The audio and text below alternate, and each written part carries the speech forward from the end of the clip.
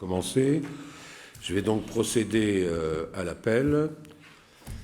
Madame Bastier. Présent. Monsieur Comparot. Présent. Madame Gay. Présente. Monsieur Cessa. Présent.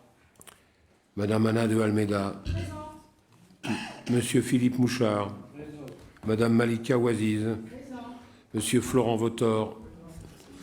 Madame Laurine Daouyabel. Madame Maximilienne Defont. Madame Hélène Mèche. Monsieur Zitouni Kerkaden. Monsieur Muguet Ngombé. Monsieur Pascal Rohaut. Madame Mathilde Daouyabel. Monsieur Francis Grivard. Monsieur Claude Tranet. Madame Sarani Lissongving. Alors, Monsieur Hubert Salmon, pouvoir à Monsieur le maire. Monsieur Philippe Vieira, pouvoir à Monsieur Mouchard. Monsieur Pascal Nutt. Présent. Madame Virginie André, pouvoir à Madame Bastier. Monsieur Abdarazak Nari.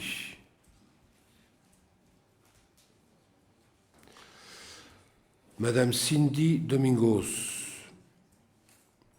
Madame Pauline Glaume, pouvoir à Monsieur Comparot. Monsieur Philippe Chrétien. Ah oui, je croyais bien qu'il était là. Madame Martine Aubry. Madame Myriam Lambert, pouvoir à Monsieur Sangoy. Monsieur Julien Giral, pouvoir à Monsieur Chrétien. Monsieur Olivier Sangoy. Madame Stéphanie Luncel. Et Monsieur Adil Valentin Bouafa. Présent. Parfait. Donc nous avons largement le quorum. On va faire passer la feuille. Dans ce sens-là, peut-être. On va prendre un homme pour être secrétaire. Il y a des involontaires. Florent, tu es d'accord? Je ne sais pas, tout le monde a l'air de te désigner. Alors, donc Florent Votor. Florent Votor sera notre secrétaire. Bon, juste avant de commencer, simplement pour vous dire qu'il y a une petite modification au niveau des délégations, puisque Madame Bastier a repris la délégation de la commission des finances, enfin des finances, laissant ainsi à Monsieur Comparot une charge un tout petit peu moins lourde, mais qui est déjà énorme, puisqu'en fait c'est l'urbanisme, les travaux, les marchés publics, et j'en passe et d'autres. Voilà. Donc qui avait besoin effectivement qu'on l'aide un peu dans sa tâche. Voilà. C'est la raison pour laquelle c'est Madame Bastier qui va donc présenter une partie, même la partie, la plus grande partie, puisqu'en fait c'est le débat d'orientation budgétaire. Alors, approbation du Conseil municipal du 21 décembre 2023. Avez-vous des objections sur ce? Non, pas d'objection. Qui est pour? Merci. Les décisions du maire, je vous rappelle qu'il n'y a pas de vote. Est-ce qu'il y a des remarques, des questions? Bon, très bien. Eh bien, on arrive au gros morceau, le débat d'orientation budgétaire. On passe la parole. Merci, Monsieur le maire. Le débat d'orientation budgétaire constitue une étape préalable au vote du budget 2024 qui se tiendra le 28 mars 2024. Vous retrouverez l'intégralité de la présentation du DOB sur le site de la ville. Il est détaillé et complet. Avant de vous présenter le DOB, je tiens à remercier Virginie Borde et son équipe pour l'élaboration de ce contenu, ainsi que mon collègue Alain Comparot pour son accompagnement et son aide. La loi de programmation des finances publiques pour 2023-2027 et la loi de finances pour 2024. La loi de programmation des finances publiques pour 2023-2027, votée le 18 décembre 2023 et publiée au journal officiel le 19 décembre 2023, définit la trajectoire pluriannuelle que le gouvernement souhaite donner aux finances publiques afin d'assurer le retour de notre pays dans les critères européens de déficit et d'endettement. Enfin, La loi de programmation prévoit d'impliquer les collectivités dans le redressement des finances publiques en fixant une trajectoire annuelle de progression des dépenses réelles de fonctionnement égale à l'inflation, diminuée de 0,5%. Elle sera donc de 2% pour l'année 2024. Concernant la loi de finances pour 2024, vous trouverez les principales mesures dans le DOB. Les orientations budgétaires 2024. Une gestion prudente des dépenses de fonctionnement. Les résultats de 2023 font apparaître une situation financière qui est relativement satisfaisante. L'excédent de fonctionnement est plus important que l'an passé, proche des 2,5 millions d'euros, contre 1,9 million d'euros en 2022. Cette évolution s'explique principalement par le niveau des recettes de fonctionnement. Nous avons en effet encaissé 842 000 euros de recettes supplémentaires sur 2023.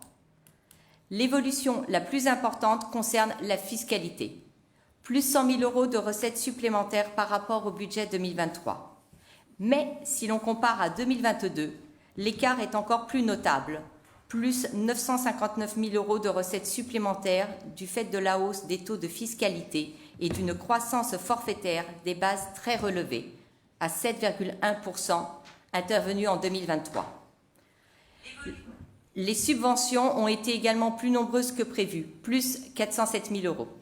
Nous constatons une augmentation significative des subventions versées par la CAF pour nos structures petite enfance et nos ALSH, ainsi que par la DIPAS pour la PMI. Les produits des services sont aussi plus importants, plus 173 000 euros. La restauration scolaire, les études, l'ALSH et les redevances d'occupation du domaine public, plus 54 000 euros. Ces recettes supplémentaires ont permis de compenser la baisse constatée sur les prestations liées à la jeunesse, notamment pour un montant de moins 5 000 euros. Enfin, nous avons perçu 156 000 euros de recettes supplémentaires liées aux droits de mutation, plus 77 000 euros, et à la taxe sur l'électricité pour un montant de plus 68 000 euros. Au final, les recettes de fonctionnement ont évolué de 6% entre 2022 et 2023 grâce à la fiscalité principalement. Les dépenses sont quant à elles restées relativement stables malgré l'inflation. Elles ont ainsi augmenté de 0,7% entre 2022 et 2023. Mais les différents postes des dépenses ont connu des évolutions contrastées. Augmentation importante sur les dépenses courantes, plus 187 000 euros, et notamment l'augmentation de 110 000 euros pour les factures d'eau et 89 000 euros pour les dépenses de maintenance.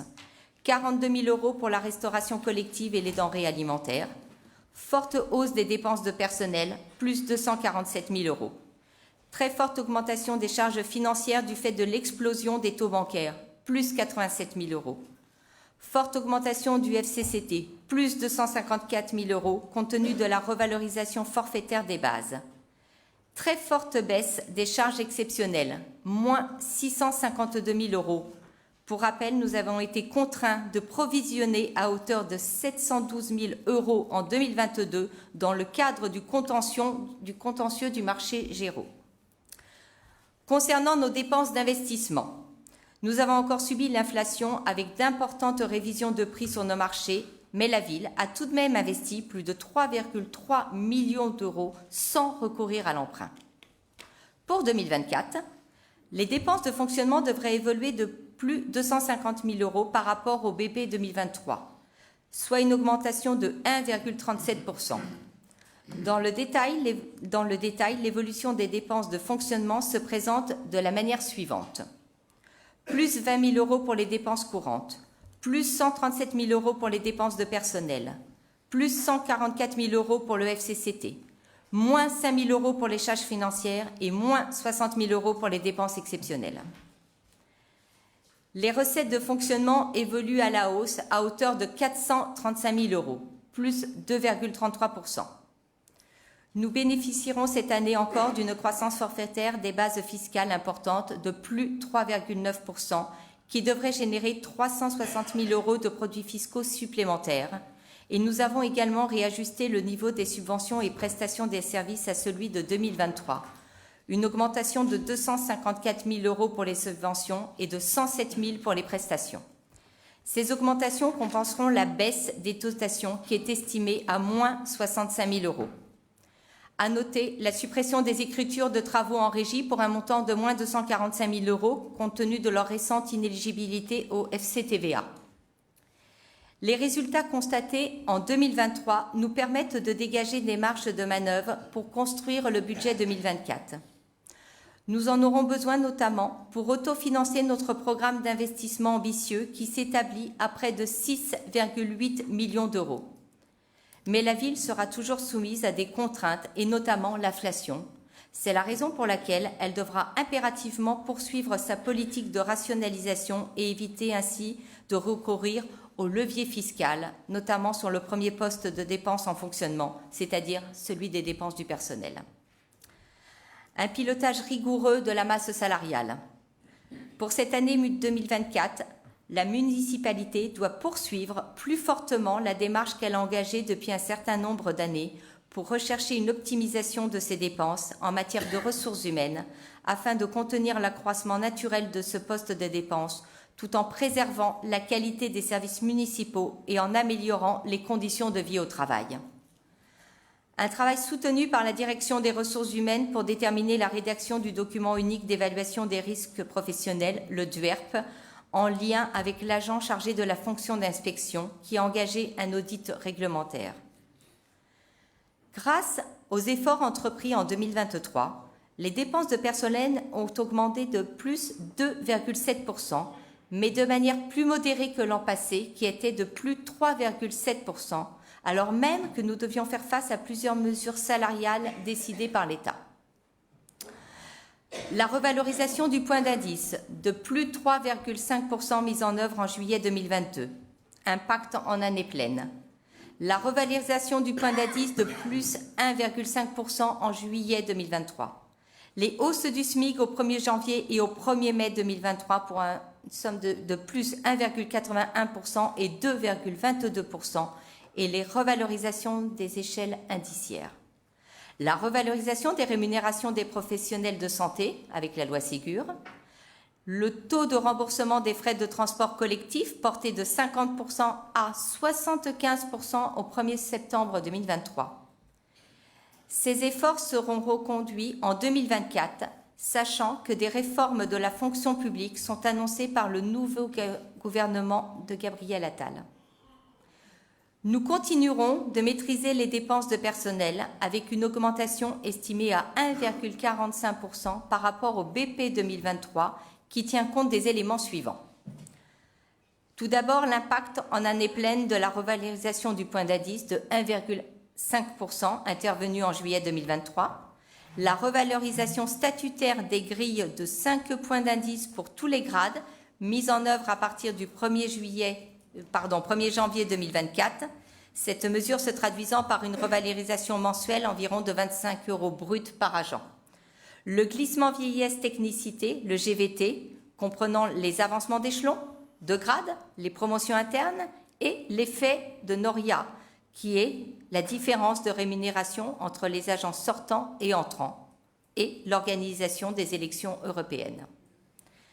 La volonté de la municipalité est également de favoriser la valorisation des métiers territoriaux et des agents communaux.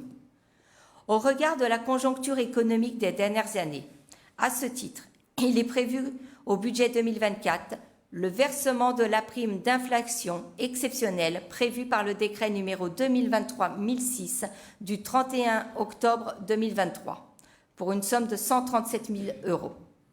En conclusion, la municipalité souhaite continuer à répondre par ses dispositifs de développement des ressources humaines aux grands enjeux des gestions prévisionnelles des effectifs, emplois et compétences pour l'année 2024 et ainsi assurer la maîtrise des dépenses du personnel dans un contexte budgétaire contraint tout en continuant d'assurer un service public de qualité à nos administrés. Les informations relatives à la structure des effectifs communaux et à la masse salariale. Vous trouverez sous forme de camembert le statut des effectifs recrutés sur emploi permanent, par catégorie, par filière, par genre, ainsi que la composition de la masse salariale de 2023. Un endettement maîtrisé. Depuis plusieurs années, grâce aux efforts significatifs réalisés sur la section de fonctionnement, la ville est parvenue à réaliser un programme d'investissement ambitieux, En moyenne, près de 3,5 millions d'euros d'investissement par an depuis 2019, tout en contenant son encours de la dette. En 2023, les investissements ont encore été importants, avec un total de 3 335 000 euros de dépenses. Pour les financer, la ville n'a pas eu besoin de contracter de prêts. L'encours de dette de la ville est ainsi passé de 10 328 000 euros au 31 décembre 2022 à 10 230 000 euros au 31 décembre 2023, soit 883,56 euros par habitant. La ville s'est donc légèrement désendettée durant l'année 2023. Un graphisme vous détaille l'encours de la dette de 2015 à 2023. Pour 2024, la ville envisage de contracter un emprunt d'un montant de 4 960 000 euros. En tenant compte du remboursement de capital qui interviendra courant 2024, la ville devrait s'endetter à hauteur de 3 827 000 euros et l'encours de la dette pourrait donc atteindre 14 057 000 euros. L'enveloppe d'emprunt prévue au budget constitue un plafond théorique et sera revue à la baisse si l'on obtient d'autres financements. Nous pouvons notamment espérer bénéficier d'une subvention de la CAF pour l'opération de création de l'accueil de loisirs Lamartine. En 2023, l'épargne brute dégagée permettait de rembourser le stock de dette en 4,9 ans. Le ratio s'est détérioré par rapport à l'an passé, 2,7 ans en 2022. En raison du versement d'une recette exceptionnelle de cession de terrain pour un montant de 2 800 000 euros, nous avions bénéficié d'une très forte progression de l'épargne. Si l'on avait dû neutraliser l'impact de cette cession, le ratio aurait été de 9,8 ans, soit un ratio dégradé par rapport à 2023. Les orientations pour 2024. La section de fonctionnement. Les orientations sur les recettes de fonctionnement sont les suivantes. Les dotations et compensations. Ces recettes sont estimées à 2 422 000 euros. La dotation globale de fonctionnement, la DGF. Les différentes composantes de la DGF évoluent de la manière suivante. La dotation forfaitaire. En 2024, la dotation forfaitaire est estimée à 1 352 000 euros, soit une baisse de 10 000 euros par rapport à 2023. La dotation de solidarité urbaine, la DSU, elle est estimée à 377 000 euros en 2024, soit une augmentation de 18 000 euros par rapport à 2023. La dotation nationale de péréquation, la DNP, elle est estimée à 68 000 euros en 2024, soit une baisse de 6 000 euros par rapport à 2023. Le Fonds de solidarité des communes de la région Île-de-France. Cette dotation est estimée à 588 000 euros, soit une baisse de 59 000 euros par rapport au BP 2023. Vous avez ci-joint le tableau récapitulatif de toutes les évolutions évoquées. Les compensations fiscales devraient quant à elles s'élever à 20 000 euros, soit un maintien du montant de 2023. La fiscalité locale. La fiscalité directe. Dans l'attente de la notification des bases prévisionnelles 2024, nous avons pris pour plus de prudence une hypothèse d'absence de croissance physique des bases. Contrairement à l'année précédente durant laquelle les taux avaient connu une hausse de 2%, il n'est pas prévu pour 2024 d'augmenter les taux de fiscalité. Ils seront donc maintenus à leur niveau de 2023. Le tableau ci-dessous montre les différents taux en 2024 identiques à ceux de 2023. Compte tenu de ces différents éléments, le produit prévisionnel des impôts est estimé à 11 081 000 euros, soit plus 267 000 euros par rapport au produit fiscal 2023, hors rôle supplémentaire. La fiscalité indirecte. La fiscalité indirecte repose principalement sur 3 types de recettes. Les droits de mutation, la taxe locale sur la publicité extérieure, la TLPE, et la taxe communale sur la consommation finale d'électricité. Ces recettes sont soumises à des aléas, notamment le dynamisme du marché de l'immobilier, et doivent donc être estimées prudemment. Nous proposons de reconduire les droits de mutation à 400 000 € et la TLPE à 100 000 €. La taxe sur l'électricité est fixée quant à elle à 220 000 €, plus 30 000 € par rapport au BP 2023. Les autres produits. Nous avons l'attribution de compensation. En l'absence de nouveaux transferts de compétences à la MGP, il est proposé pour 2024 de maintenir le montant de l'attribution de compensation de 2023 qui est fixé à 1 888 000 €. Le remboursement des dépenses prises en charge par la ville relevant de compétences territoriales. Nous avons prévu une recette de 51 000 € au total pour le remboursement des frais d'entretien de voirie territoriale et des frais de fonctionnement de la bibliothèque, montant en baisse de 13 000 € par rapport à 2023. Les produits des services et produits de gestion courante. Les produits sont prévus à hauteur de 1 343 000 € pour les usagers, plus 107 000 € par rapport au BP 2023 et à 276 000 € pour les produits de gestion courante, moins 2 000 € par rapport au BP 2023. L'évolution des produits des services s'explique principalement par l'augmentation des redevances pour l'occupation du domaine public, les remboursements des dépenses de travaux de raccordement au réseau des nouveaux programmes immobiliers et l'augmentation des redevances de la restauration scolaire, ALSH et études. Les subventions et participations. Il est proposé de fixer le montant des subventions à 1 306 000 €, soit plus de 154 000 € par rapport au montant prévu au BP 2023. Cette augmentation s'explique par un réajustement des subventions de la CAF et de la DIPAS par rapport au réalisé 2023. Afin de garantir un excédent de fonctionnement supérieur au remboursement du capital de la dette qui est d'un montant de 1 133 000 € en 2024, il est proposé d'affecter une partie de l'excédent de fonctionnement dégagé en 2023.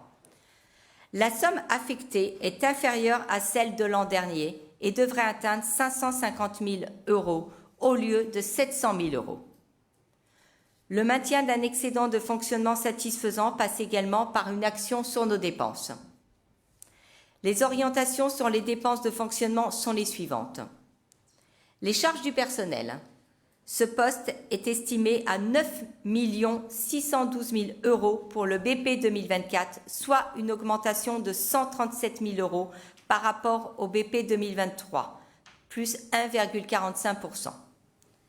Nos efforts de rationalisation opérés en 2023 permettent d'anticiper une augmentation modérée des dépenses de personnel en 2024 qui intégrera les répercussions en année pleine des mesures réglementaires intervenues en 2023 auxquelles s'ajoute la progression mécanique des évolutions de carrière liées notamment au glissement vieillesse-technicité, le GVT. Seul un pilotage rigoureux de la masse salariale nous permettra de contenir cette progression. Grâce à une maîtrise totale des finances, nous pouvons verser au cours du premier semestre 2024 une prime exceptionnelle pour soutenir les agents face à l'inflation d'un montant de 137 000 €. Les charges de gestion courante. Ce poste est estimé à 5 384 000 €, soit une augmentation de 20 000 € par rapport au BP 2023, plus 0,38 %. Cette évolution s'explique notamment par l'augmentation de plusieurs postes de dépenses, électricité, plus 51 000 €, la restauration collective, plus 44 000 €, l'eau, plus 34 000 €, un diagnostic RPS pour un montant de plus de 30 000 €, le travaux de raccordement au réseau nouveau programme immobilier, plus 30 000 €, la participation au BSPP, plus 29 000 €, les assurances, plus 22 000 €, le fleurissement, plus 20 000 €, le transport scolaire, plus 15 000 € et les participations versées pour la crèche privée, plus 8 000 €. La suppression de plusieurs dépenses. Remboursement de l'avance du filet de sécurité pour moins 95 000 euros à compte de la participation versée au SMAP pour compenser le défrichement de la parcelle sur laquelle est situé le parc des impressionnistes, moins 61 000 euros. Le solde de l'indemnité de sortie du CERISCO, moins 49 000 euros. Et le feu d'artifice non programmé, moins 20 000 euros. La baisse de plusieurs dépenses, maintenance, moins 22 000 euros. Et l'entretien des bâtiments, moins 16 000 euros. Les contributions au FPIC et FCCT. Le Fonds national de péréquation des ressources intercommunales et communales. Comme l'an dernier, la ville devra donc acquitter le montant de droit commun qui est prévu à hauteur de 41 000 euros. Reconduction du montant de 2023. Le Fonds de compensation des charges territoriales, le FCCT. Dans le cadre de l'organisation financière liée au Grand Paris, chaque commune, membre du territoire Grand Paris Sud-Est Avenir, a l'obligation de verser une contribution au titre du Fonds de compensation des charges territoriales. Pour 2024, le montant du FCCT devrait atteindre 2 737 000 euros, soit une augmentation de plus 144 000 euros par rapport au BP 2023, du fait de l'augmentation de l'actualisation forfaitaire et de l'impact du mécanisme plancher-plafond. Les charges financières. Pour 2024, ces charges sont estimées à hauteur de 285 000 euros. Elles comprennent principalement les intérêts des emprunts. Le niveau des intérêts baisse légèrement par rapport à l'an passé, moins 5 000 euros par rapport au BP 2023. Depuis la fin de l'année 2023, les taux ont tendance en effet à se stabiliser, voire à baisser. Cette évolution devrait se poursuivre courant 2024. La section d'investissement. Les orientations sur les dépenses d'investissement sont les suivantes. Les dépenses d'équipement, elles sont proposées à hauteur de 6 827 000 euros et se structurent autour de 3 types d'opérations. Les opérations récurrentes. De nombreux travaux seront engagés dans les bâtiments communaux pour un montant total de 623 000 euros et notamment les travaux de sécurisation de l'hôtel de ville pour 91 000 euros, les travaux de protection et d'amélioration de la centrale de traitement d'air de l'hôtel de ville, 30 000 euros, les travaux de sécurisation du poste de police municipale, 75 000 euros, les travaux de ravalement de l'école de musique, 180 000 euros, les travaux de remplacement du grillage et du filet pare-ballon du stade Lagrange, 30 000 euros, les travaux de remplacement de la chaudière des logements Lamartine, 36 000 euros. Une somme de 731 000 euros sera consacrée à la modernisation des services, acquisition de matériel mobilier, véhicules et logiciels. En matière de voirie, une somme de 442 000 euros est inscrite et financera notamment les travaux de voirie rue du Chemin Vert, 135 000 euros, rue Henri Dunant et Jean-Baptiste Clément, 75 000 euros, les travaux de réfection des allées du cimetière du 8 mai 1945, 100 000 euros, les travaux de création d'un parking groupe scolaire Jean Zay, 60 000 euros. Le budget éclairage public à hauteur de 813 000 euros intègre le marché crème, qui est la conception, réalisation, exploitation, maintenance pour la gestion à performance énergétique de l'éclairage public. Parmi les opérations retenues pour 2024 figure le remplacement des candélabres de l'Ormois 2, 423 000 euros, de la ZAC Croix-Saint-Nicolas d'Assaut Lumière Eiffel pour 270 000 euros et rue du Chemin Vert pour 70 000 euros. Les opérations spécifiques. En premier lieu, sont programmés les travaux de création d'un accueil de loisirs maternels et élémentaires à proximité du groupe scolaire Lamartine pour un montant de 4 millions d'euros.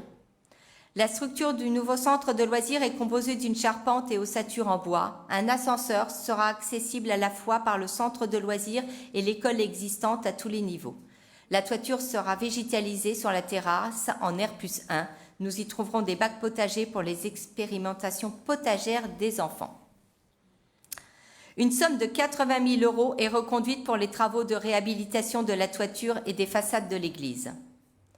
Afin de renouveler les installations de vidéoprotection, une somme de 40 000 euros est inscrite. Nous prévoyons l'achat d'une parcelle pour la création d'un parking dans le secteur du groupe scolaire Jean Zay à hauteur de 35 000 €. Ces opérations font ou feront l'objet de subventions auprès des différents organismes, Caisse d'allocation familiale, Direction régionale des affaires culturelles, Fonds interministériel de prévention de la délinquance. Les études avant travaux ou sur des projets à venir. Comme chaque année, la ville a prévu un budget pour des études préalables à des opérations qui se réaliseront dans l'année ou pour des projets à venir. Cette année, le budget s'élève à 63 000 €. Ce budget intègre notamment le diagnostic amiante et les relevés topographiques pour les travaux de voirie et les travaux dans les bâtiments municipaux et l'élaboration du rapport ADAP. Le remboursement du capital de la dette. Celui-ci s'élève à 1 133 000 €. Les orientations sur les recettes d'investissement sont les suivantes. Le financement envisagé pour le programme d'équipement proviendra notamment de l'emprunt pour un montant de 4 960 000 €, de l'épargne pour un montant de 1 133 000 €, du fonds de compensation de la TVA pour 550 000 €, de la taxe locale d'aménagement 50 000 €, de la dotation de soutien à l'investissement local des îles et la dotation d'équipement des territoires ruraux, la DETR, à hauteur de 40 000 €, de la cession d'une parcelle au syndicat des voiries de Lacquey-en-Brie-Ponton-Combo de 81 000 €. En synthèse, les orientations budgétaires 2024 se définissent dans leurs grandes lignes par les dépenses de fonctionnement à 1,37%, plus 250 000 €, les recettes de fonctionnement 2,33%, plus 435 000 €, un maintien du taux des impôts locaux, dépenses nouvelles d'équipement pour un montant de 6 827 000 €, des emprunts pour 4 960 000 €, un endettement pour 3 827 000 €. Les orientations budgétaires 2024 s'inscrivent à nouveau dans un contexte fortement évolutif et marqué par de nombreuses incertitudes.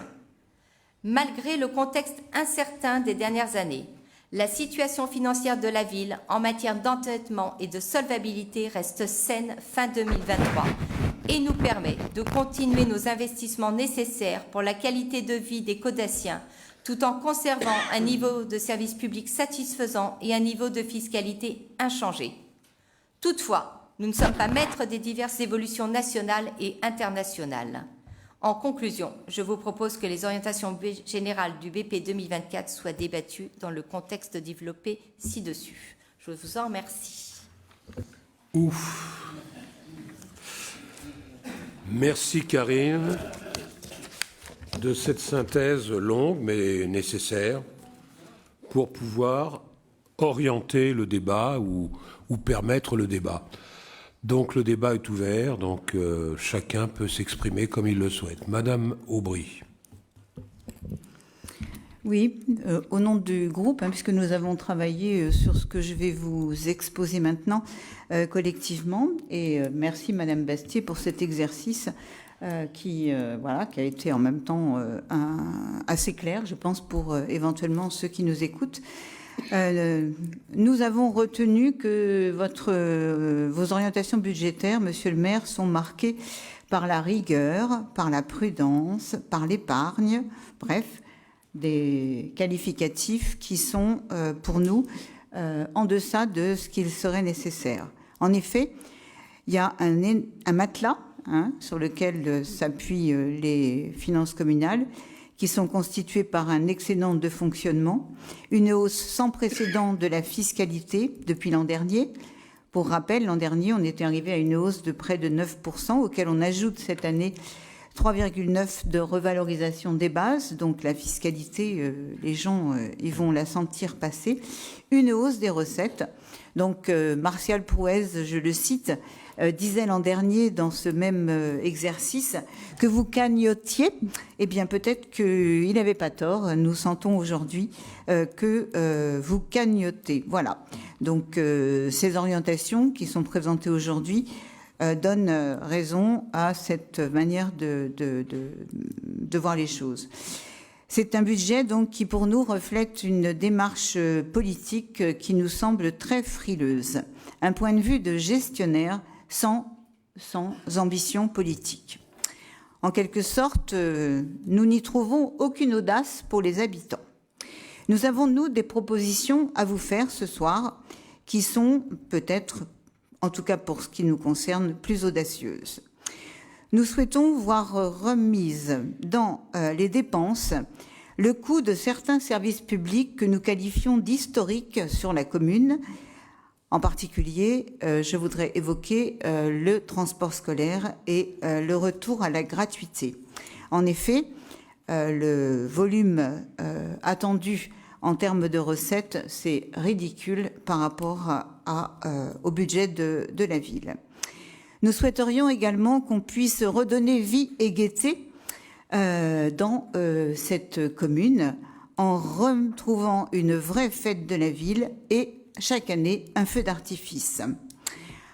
Nous aimerions également que tout ce qui touche à l'enfance, le scolaire, le périscolaire, puisse se trouver être gelé en termes de tarification, de manière à ne pas devoir supporter aux Codassiens le pourcentage de l'inflation qui va quand même être super élevé cette année. Donc nous espérons que vous accepterez au moins de geler les tarifs. On ne vous propose pas de les remettre à ceux de la rentrée dernière, mais au moins de geler ceux de cette année.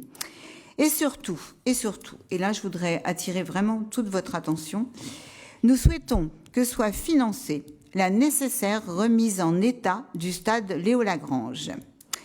Vous ne mentionnez dans vos orientations budgétaires que le remplacement du grillage et du filet par ballon.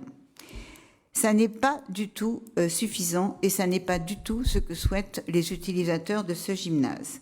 Ils ont fait parvenir une lettre, je vais vous lire, parce que du coup, on a proposé d'en parler ce soir lors du débat des orientations budgétaires, mais je trouve cette lettre fort éclairante par rapport à leurs besoins et par rapport à leurs soucis. Elle commence comme ça. Cette année, les Jeux olympiques et paralympiques offriront au monde entier une célébration du sport inédite. L'esprit de fête va se propager dans l'Hexagone, mais pas auprès des jeunes Codassiens qui utilisent un stade dégradé et fort mal entretenu. Les parents, les associations sont tous fortement préoccupés par l'état déplorable du terrain utilisé par un très grand nombre d'administrés. Certains parmi les enfants ont été blessés. Il y a beaucoup de chutes, beaucoup de trous dans le terrain, des bosses, etc. Donc les Codassiens, par ce biais, s'interrogent et manifestent leur mécontentement et leurs inquiétudes à l'égard de ce stade. Une pétition est en ligne. Elle a recueilli ce soir 380 signatures. La maman poursuit, bien qu'ayant été reçue par votre adjoint au sport et à la jeunesse, la santé des usagers n'en est pas moins toujours exposée à des dangers. Nous vous demandons, monsieur le maire, d'intervenir rapidement pour remettre en état le terrain par tous les moyens et de trouver une solution qui permettra à nos enfants de pouvoir pratiquer leurs activités sportives sans interruption. Et là, elle vous laisse libre cours à la possibilité de trouver tout ce qui peut l'être en termes de demande de subvention, mais que soit concrétisée la rénovation complète du stade. Voilà, donc il ne s'agit pas de problèmes classiques, récurrents, d'une pelouse trempée pour laquelle, de temps en temps, les enfants reviennent avec de la boue sur leurs chaussures à crampons et sur leurs vêtements. J'y suis moi-même allée lors de l'entraînement hier à midi. Et je peux vous assurer que les photos que j'ai prises sont totalement éloquentes.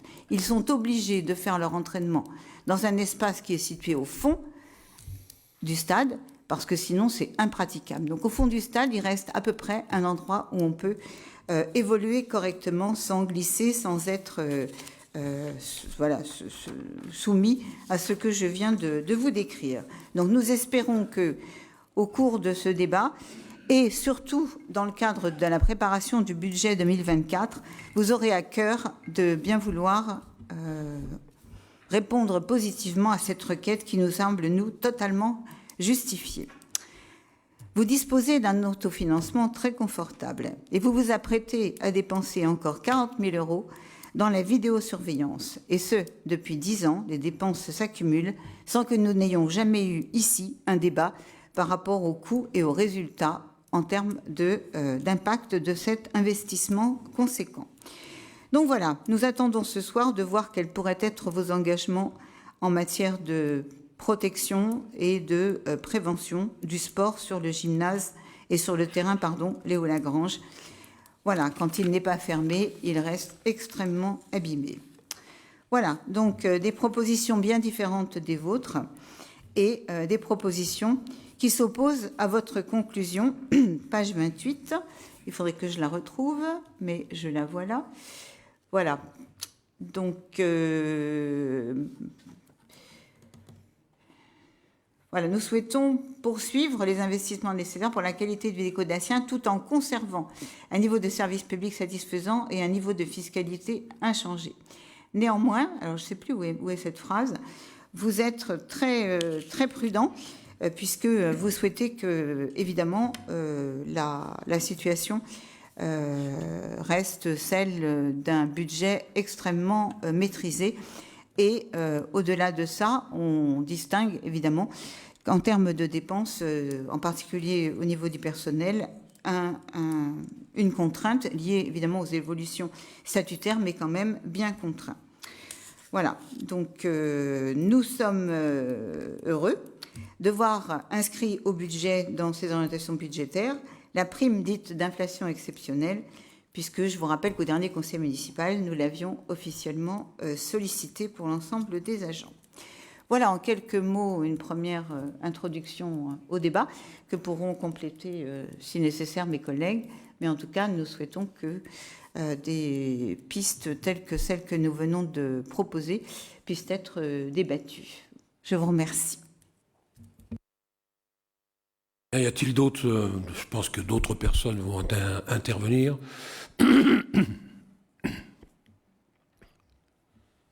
Non ? Excusez-moi, j'avais une question. Une demande a été faite auprès de la mairie pour réaliser un chemin, vous savez, du stade Léo Lagrange vers la Martine, je crois, la maternelle. Et la demande a été faite par un habitant de la Cambrie pour demander à la mairie pour savoir si c'était possible. On lui a répondu que c'est en cours. Est-ce que ça a été tenu en compte? On lui a répondu que c'est dans le budget 2024. Donc je veux être sûr que je puisse lui répondre demain quand il va me voir. Oh. Vous voyez du chemin que je parle, non? Qui parle de la... Si, je vois très bien. Okay. Bon. Enfin, nous voyons tous très bien. Ok. Merci. Oui, donc là, on ne va pas trop rentrer non plus dans les détails, parce que quand on fait une présentation du ROB, il y a beaucoup de choses qu'on ne peut pas dire, sinon c'est plus une présentation du ROB, c'est un éventail de tout ce qui va se passer sur la commune pendant X temps. Donc je pense que ça va poser quand même un problème au niveau de la compréhension, de la lecture, et puis de la durée d'entendre quelqu'un qui lit quelque chose de façon forcément toute seule, puisqu'en fait on aurait pu à ce moment-là se relayer pour faire quelque chose de plus complet encore. Vous dites, on va revenir d'abord sur les feux d'artifice chaque année. Bon, je crois que c'est une option qui a été prise pratiquement dans la fin de notre premier mandat, pour une raison qui est claire. C'est que nous constations une augmentation des coûts de ces feux d'artifice avec une diminution du temps de ces feux d'artifice et une diminution de la qualité de ces feux d'artifice. En conséquence de quoi, nous avons opté pour une qualité supérieure des feux d'artifice, pour un coût très largement supérieur à un feu d'artifice habituel, puisqu'un feu d'artifice habituel, c'est aux alentours de 8-9 000 €, mais il y a très peu d'activité, enfin pas beaucoup de temps, alors que nous, notre feu d'artifice avoisine les 19 000, 18 000, 19 000 €. C'est la raison pour laquelle on n'a pas les possibilités de le faire tous les ans. C'est un choix délibéré de présenter quelque chose, au moins, une fois tous les 2 ans, qui sort de l'ordinaire et qui montre quelque chose d'exceptionnel. Et je ne pense pas qu'autour de cette table, je ne pense pas que dans la population qui est à l'extérieur, une personne se soit plainte de la qualité du feu d'artifice. Voilà la réponse déjà pour le feu d'artifice. Vous dites qu'on a une démarche politique très frileuse, ou financière très frileuse.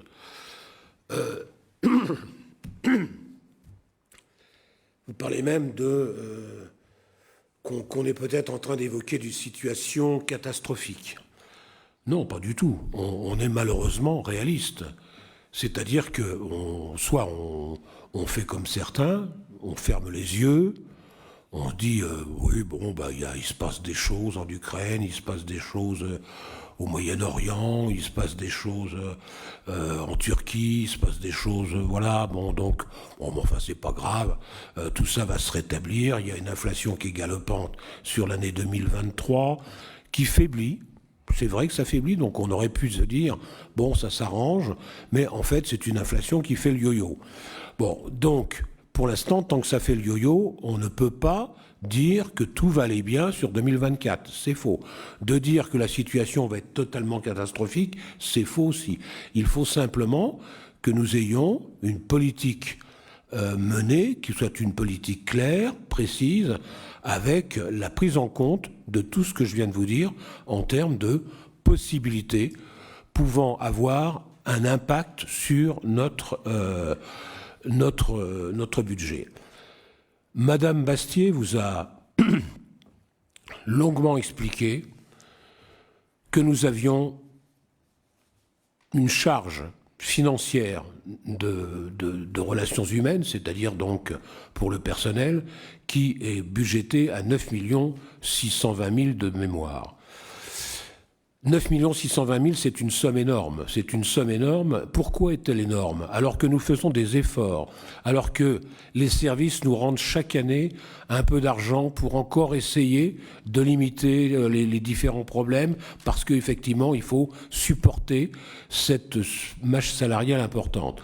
Pourquoi? Parce qu'en fait, on a une politique salariale qui s'est nettement améliorée par rapport aux années précédentes, mais aux années même très antérieures, puisqu'en fait, au fur et à mesure, on a permis à des gens de devenir des fonctionnaires, on a de moins en moins de personnes qui sont en situation de contractuels, on fait pas mal de stagiairisation, on aura donc forcément, courant de l'année 2024, encore des titularisations. Donc on a, notre objectif, c'est aussi de sécuriser notre personnel par rapport à ce que nous pouvons constater sur le terrain aujourd'hui et dont on ne connaît pas jusqu'où ça peut aller. Donc c'est en fonction de tout ça, quand vous avez une partie aussi énorme de 9 600 000 sur lequel vous n'avez aucun impact autre que celui de dire, bon, on n'embauche plus, on laisse le personnel dans des situations délicates, c'est-à-dire qu'en fait, on ne peut plus balayer les rues normalement, on ne peut plus faire des jardins pour le plaisir des yeux des Caudassiens, on ne fait plus grand-chose. Et effectivement, quelqu'un s'en va, on ne le replace pas complètement, et voilà, donc on est content, on a gagné un peu, on descend un peu, mais on ne descendra pas de beaucoup. Et vous descendez, parce qu'on le fait quand même, parce qu'en fait, quand on peut ne pas remplacer, on ne remplace pas. On le fait. Et il vous tombe ce qui nous est tombé en 2023, c'est-à-dire courant du mois d'août, fin du mois d'août, une décision de l'État qui vous dit il va falloir augmenter votre personnel d'un pourcentage important qui nous a mené à 125 000 € supplémentaires, mais en plus, ça ne sera pas à partir du 27 ou du 31 août ou du 1er septembre, c'est à partir du 1er juillet. Et bien entendu, ça se répercute sur l'année suivante pour 6 mois. Les 125 000 de l'année précédente, on les a toujours, et on a encore 125 000, puisqu'il n'y a eu que 6 mois qui ont été pris. On nous demande de faire la mise en place d'une prime pour l'inflation pour le personnel. L'État a décidé d'un certain nombre de choses sans avoir la possibilité de nous demander si c'était possible, quelles étaient nos possibilités, quelles étaient tout cela. Bon, on nous impose une une augmentation que nous avons trouvée intéressante, certes, mais on aurait préféré, nous, pouvoir savoir si on pouvait faire différemment que ce que fait l'État, ce que nous demande l'État. L'État nous demande quelque chose de très précis, elle doit être comprise entre 300 000 et 800 000, et avec des variations, certainement, enfin, au niveau de ce que touche le personnel, mais c'est quelque chose qui nous coûte quand même 137 000. Vous avez pu remarquer que ce 137 000, on le fait figurer, parce qu'effectivement, pour nous, c'est un poids énorme. Même si c'est un poids sur 9 600 000. C'est encore 137 000 de plus les 125 000. Faites le total, ça fait 252 000 de plus cette année, sans compter les augmentations normales. La gratuité des cars scolaires. Alors, je sais bien que tout ça, ça a été pris très à la dérision par vous, madame, et je le regrette. Très à la dérision par monsieur Sangoy également, puisque vous avez dit ça va vous faire gagner des clopinettes. Mais ça fait longtemps, madame Aubry, ça fait longtemps, monsieur Sangoy, que nous essayons de faire des économies de clopinettes. Parce que si on ne faisait pas ces économies de clopinettes, on n'en serait pas où on s'en sommes aujourd'hui. On ne pourrait pas se permettre de faire un centre de loisirs qui a une nécessité, parce qu'effectivement, il y a des constructions qui arrivent, que les centres de loisirs sont éclatés dans les écoles, que c'est le meilleur moyen de pouvoir retarder la construction d'un centre scolaire, parce qu'en fait, qui dit centre scolaire dit enseignant, pour lequel, pour l'instant, nous n'avons aucune certitude sur l'avenir de ce qui pourrait arriver, même si on construit l'école. Ça ne veut pas dire pour autant qu'on va nous mette systématiquement des enseignants à la hauteur de ce que nous demandons. Donc, on investit effectivement 400 000 dans un centre... 4 millions dans un centre... C'est parce que j'étais en train de me rendre compte que je vais avoir du mal à finir. 4 millions dans un centre de loisirs, et nous avons encore de l'argent investi pour agrandir, qui ne figure pas là d'ailleurs. C'est pour vous dire que tout ne figure pas sur cet élément. Donc, vous l'avez vu passer quelque part, là, le fait qu'il y avait l'extension de la restauration scolaire Lamartine, non. Parce qu'en fait, bon, ça fait partie de ce qui est prévu, mais c'est pas marqué forcément. Donc quand vous dites, il y a des choses qui ne sont pas marquées, par exemple, pour le stade Léo Lagrange, vous faites rien, à part des grilles, ou des machins comme ça, j'ai pas bien compris ce que vous disiez. Le filet. Et les filets, voilà, bon. Non, il va y avoir un aménagement sur ce... Mais vous devez comprendre une chose. Aujourd'hui, vous avez des gens qui souffrent sur toute la France. Là où il y a un fleuve, là où il y a un rue, là où il n'y a même pas des terrains qui sont des terrains avec de la terre, qui n'absorbent plus l'eau, puisqu'en fait, nous n'avons jamais eu autant d'eau qui tombe sur notre tête.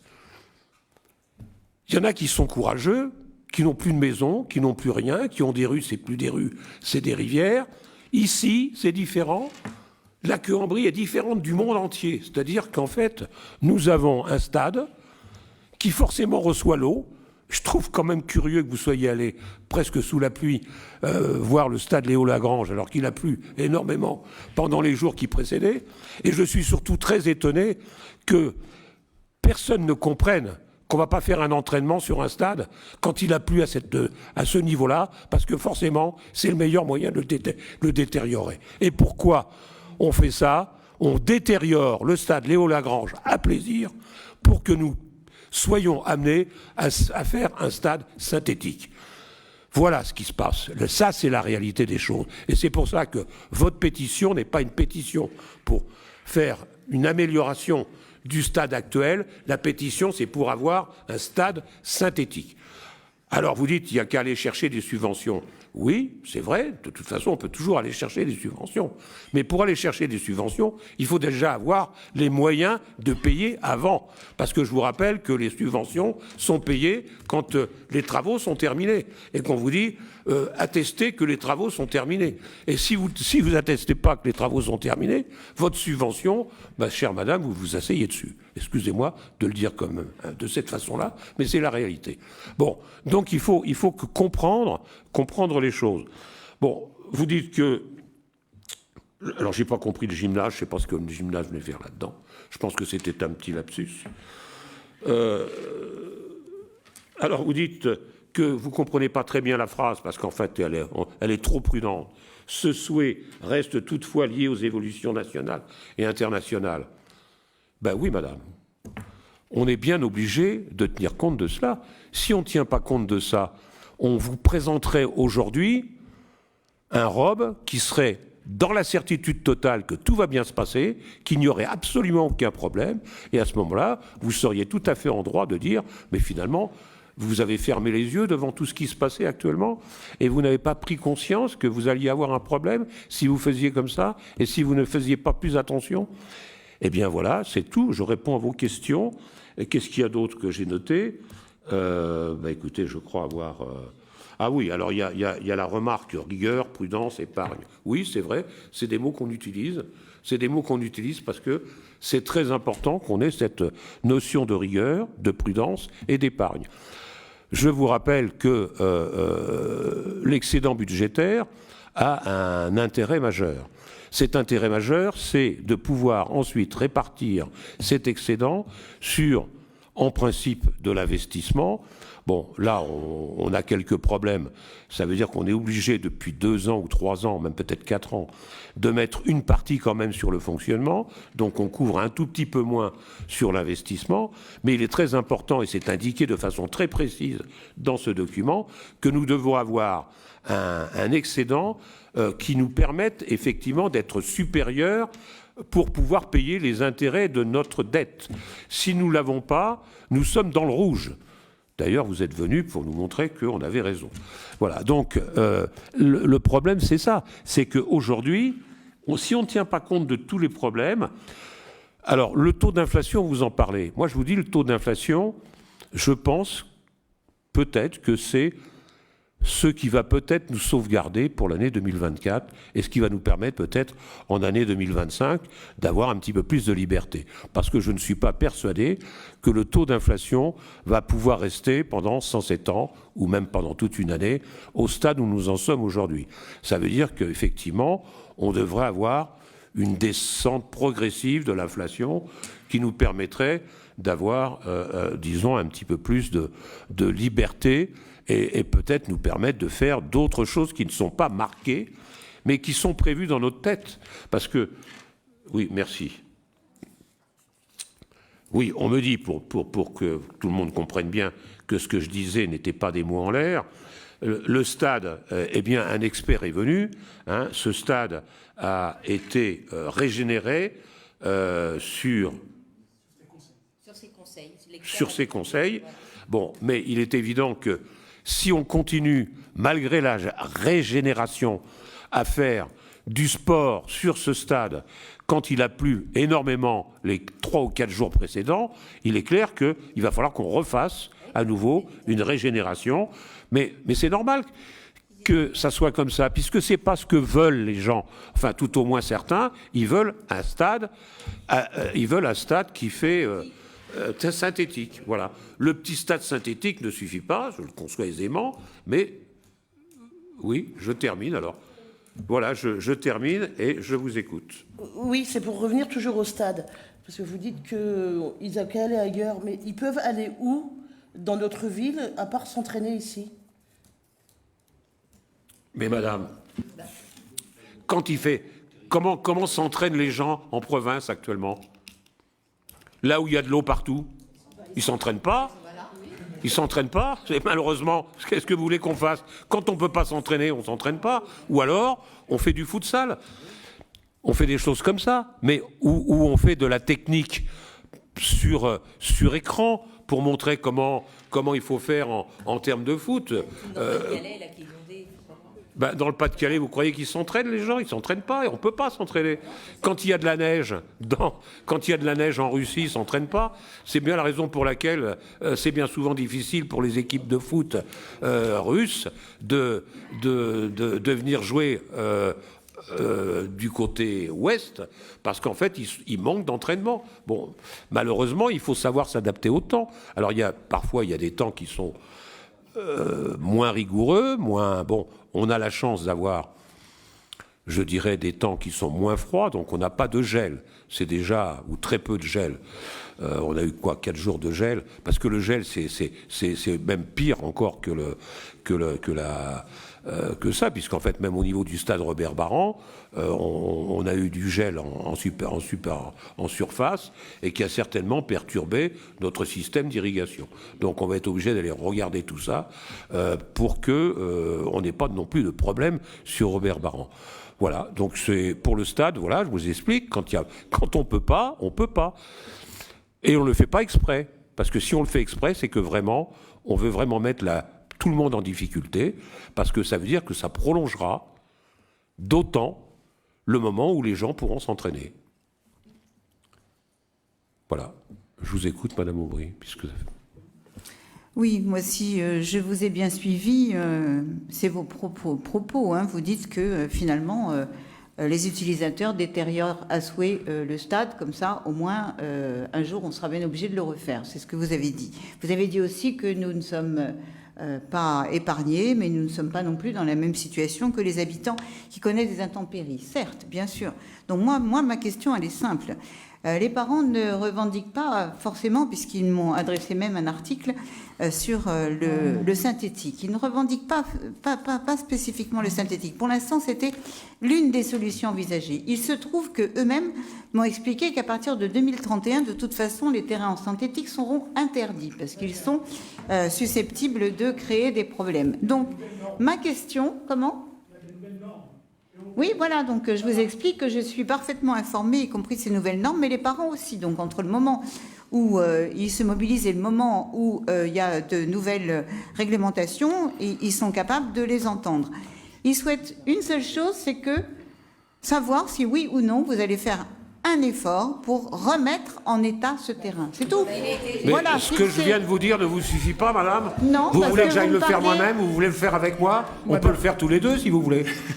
Hein, mais ça, à mon avis, on ne sera pas très efficace. On a fait venir un expert. L'expert est venu. Il nous a dit ce qu'il fallait faire. Ça a été fait. Seulement, évidemment, personne n'en a tenu compte, puisqu'il fallait quand même lui laisser le temps de se positionner. Je te laisse la parole.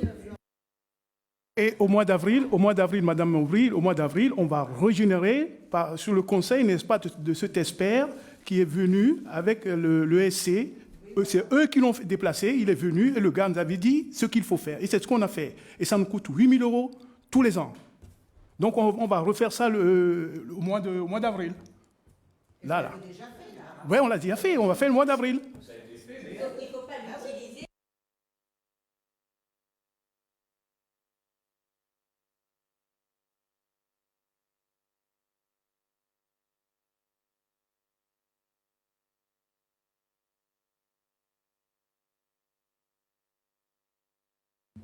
Il y a beaucoup de communes où on ne peut pas pratiquer le sport l'hiver. Que ce soit le rugby, le foot, vous allez dans des communes autour de la Queue-en-Brie, il n'y a pas de sport, ils font pas. Le rugby associé en Brie, quand il pleut trop, le terrain est interdit par la mairie, pour pas le dégrader, pour pouvoir reprendre l'entraînement plus vite. Maintenant, si on détériore le terrain, ils peuvent ni faire les matchs, ils peuvent rien faire. Donc il n'y a pas de rugby. Et c'est partout pareil.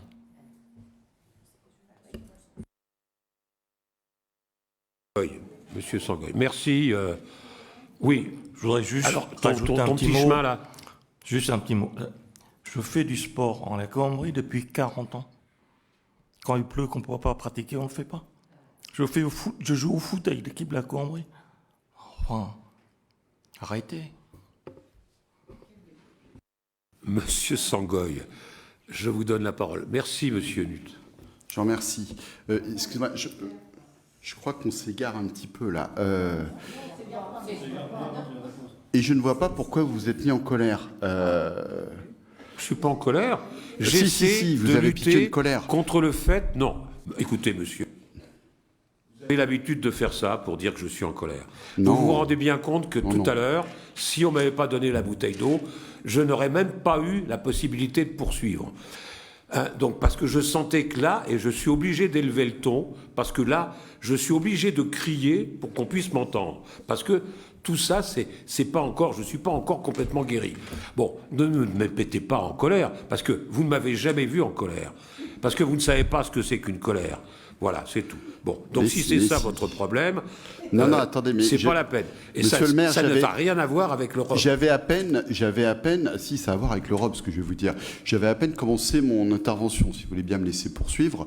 L'objet de l'intervention de Madame Aubry là, elle a évoqué le fait qu'elle est allée hier, c'est ça, faire des photos. En fait, on n'est pas en train d'expliquer qu'on veut absolument que, partant de grosses pluies, on puisse faire des entraînements. Vous avez tous raison, évidemment qu'on ne fait pas d'entraînement quand il pleut à verse et que... Mais c'est ce qui se fait, monsieur Sangoy. Attendez, c'est ce que les gens font actuellement, c'est la raison pour laquelle on n'arrive pas à le régénérer. Oui, mais nous, c'est pas ça qu'on est en train de vous dire. Bah si. Est-ce que je peux en placer une? Sinon, je me tais, je m'en vais, et puis vous faites, vous ronchonnez entre vous. C'est un débat.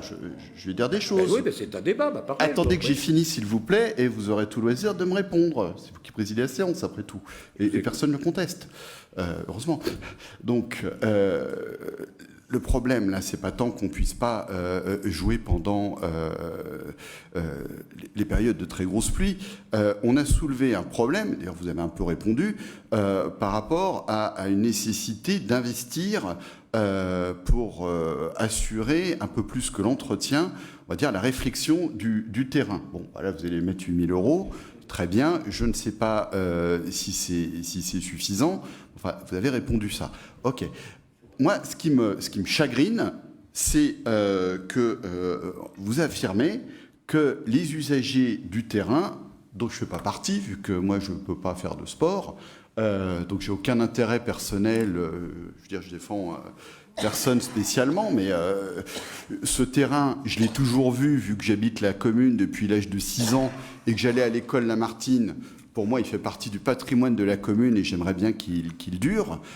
Vous avez quand même affirmé donc que les usagers ou des usagers volontairement dégradent le terrain pour forcer le passage en synthétique, auquel d'ailleurs, soit dit en passant, je ne suis pas du tout favorable. Je parle du synthétique. Bon. Qu'est-ce que c'est que ces accusations? Vous avez des éléments pour affirmer des choses pareilles? Je pose la question parce que conseil après conseil, j'entends des choses du genre les usagers dégradent volontairement le terrain. J'entends des choses comme les parents sont déraisonnables. Je parle d'autres débats là. J'entends tout le temps, c'est la faute au moins d'une partie des Caudassiens. Admettons, mais il y a des éléments pour parler comme ça.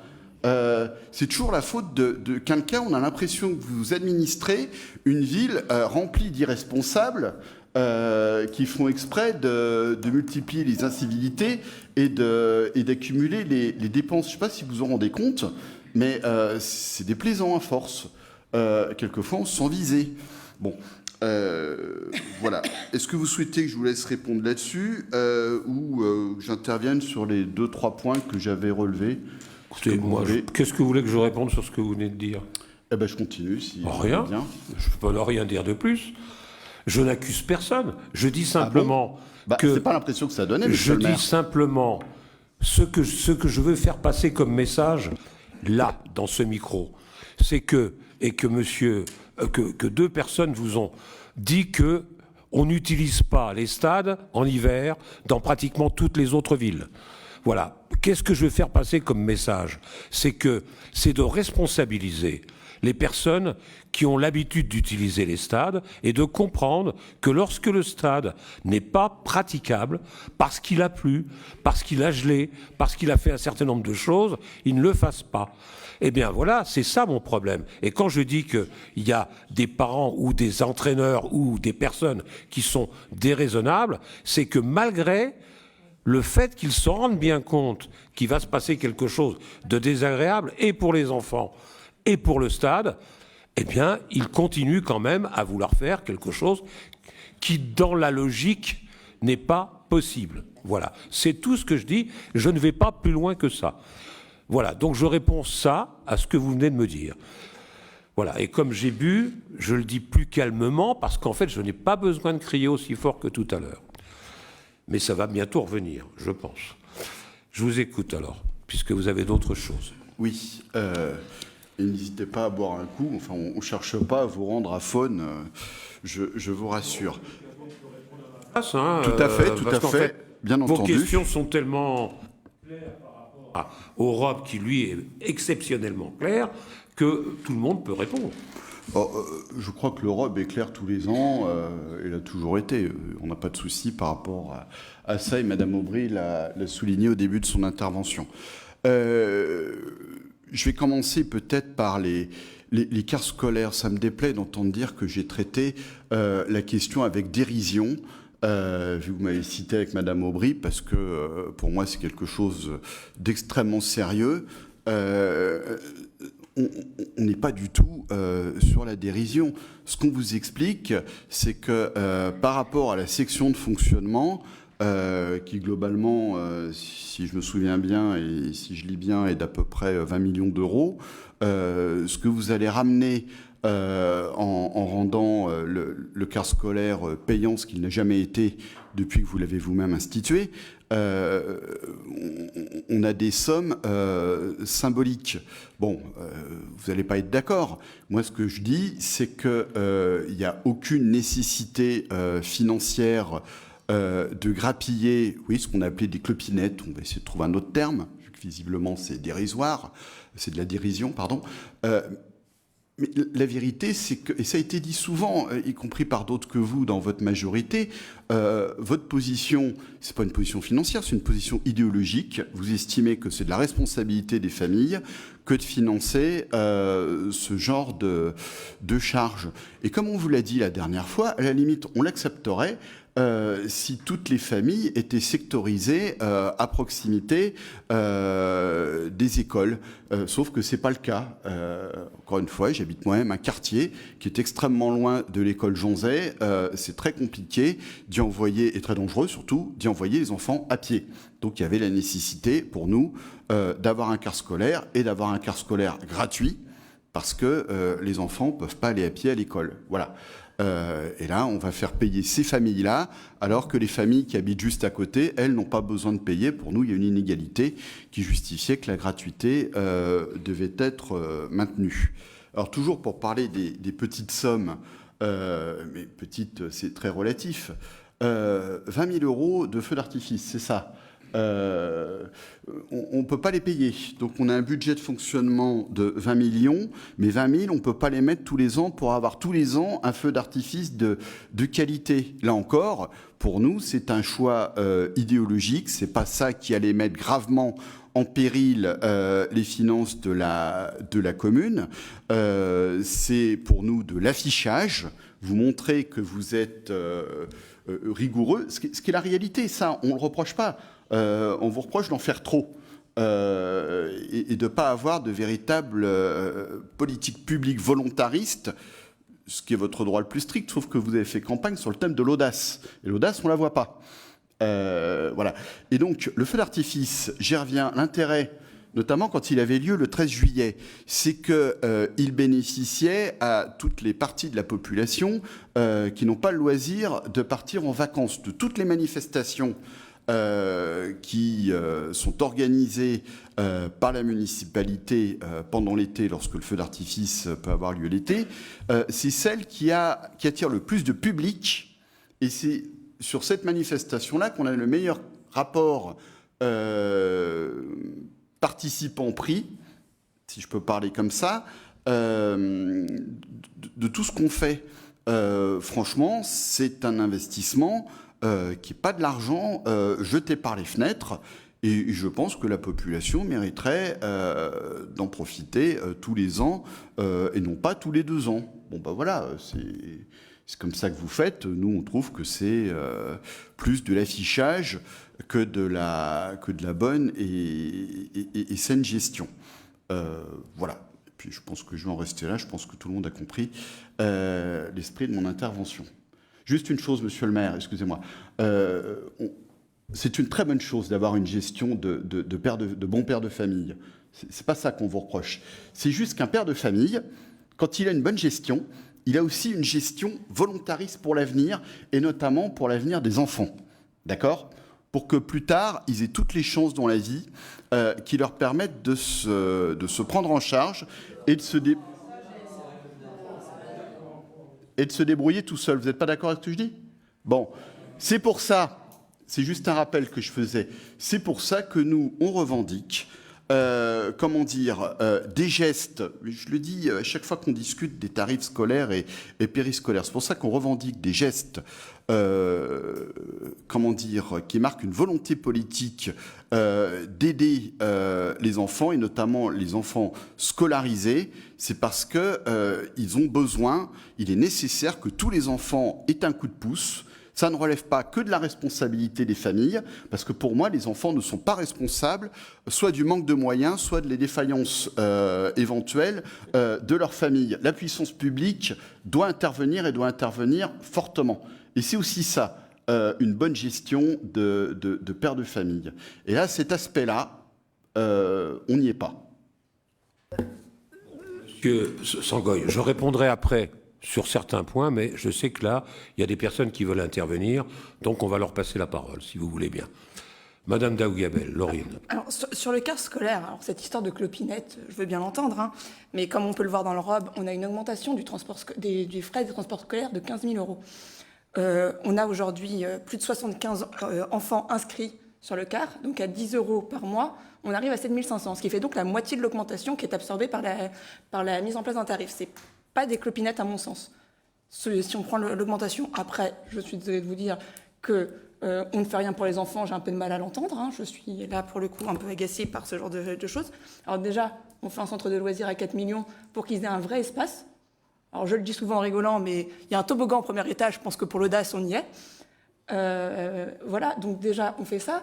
Le car scolaire qui est à 10 euros par famille, alors, par enfant, je peux entendre que ça puisse être cher. Mais encore une fois, on prend les familles au cas par cas. On a eu des demandes depuis qu'on a mis ça en place, de familles qui n'étaient pas en mesure de payer. Eh ben, on prend les familles, on les reçoit, on analyse leur situation et on voit avec elles comment on peut les aider. C'est la même chose pour le quotient familial. Il est pas figé non plus. Il est appliqué dans les faits. Enfin, on applique à la réception du dossier, et puis quand les familles sont en difficulté, qu'ils ont des besoins, on met les choses en place. On a, pour les enfants qui sont en difficulté scolaire, un classe qui est mis aussi en place pour accueillir les enfants. On ne peut pas dire qu'on ne fait rien pour les enfants et pour ne pas les sortir. Enfin, la misère sociale, on fait tout pour les sortir. Enfin, on a des enfants qui sont en hôtel social, et ben on fait le maximum avec les équipes de l'éducation nationale pour faire en sorte que tous ces enfants puissent s'en sortir. On ne peut pas dire qu'on ne fait rien pour les enfants. Ça, je ne peux pas l'entendre, je suis désolée. Bah, vous dites qu'on ne fait pas assez. Non, on ne fait jamais assez.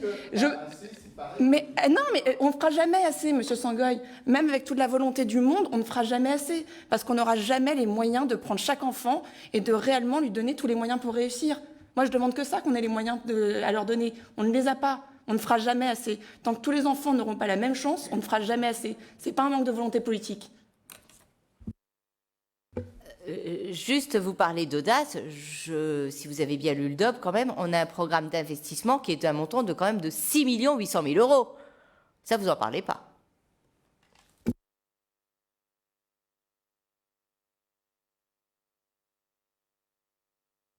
Moi, je voudrais dire un petit mot supplémentaire. Je pense que la différence que vous soulevez là par rapport au transport scolaire, c'est une différence fondamentale. C'est-à-dire que en maintenant la gratuité du transport scolaire, vous mettez en place une prestation de service public, d'accord ? En aidant chaque famille qui a besoin d'être aidée pour pouvoir payer le car scolaire, vous appliquez une politique individualisante. Voilà, c'est pas du tout la même chose. Les prestations familiales restent des prestations familiales universelles et on n'est pas du tout dans le même registre. Donc ça, c'est un élément très très important. Et si on devait le fonctionnement même des services publics, c'est que de temps en temps, eh bien oui, ils sont en déficit parce que l'objet même du service public, c'est de rendre service au public et indépendamment du coût. Après, la question du coût, ça reste autre chose, mais c'est offrir un service identique à l'ensemble des personnes qui ont besoin de ce service. C'est ça la question fondamentale. Et c'est pour ça qu'on est attaché au transport scolaire gratuit. Maintenant, vous m'avez nommément remise en question tout à l'heure par rapport au stade. Donc, je ne vais pas revenir sur le stade, je vais juste revenir sur vos propos à mon égard. Moi, je n'ai fait que mon travail, monsieur le maire. C'est-à-dire que je suis élu au service des Caudassiens, comme vous, comme tous les collègues qui sont autour de cette table. Hier, il ne tombait pas de la pluie forte. Je ne suis pas allée hier. Je suis allée hier parce que je savais qu'il y avait entraînement des petites sections. Et justement, je me suis dit, tiens, mais il pleut pas beaucoup. Je vais aller voir comment ça se passe. C'est tout ce que j'ai fait. Je suis allée voir comment ça se passe. Et ça n'est pas moi qui dirige les sections sportives. Ça n'est pas moi qui décide qu'on peut aller ou qu'on ne peut pas aller sur le stade. J'ai juste été voir et j'ai fait mon travail d'élu. Et je tiens à ce que vous le sachiez.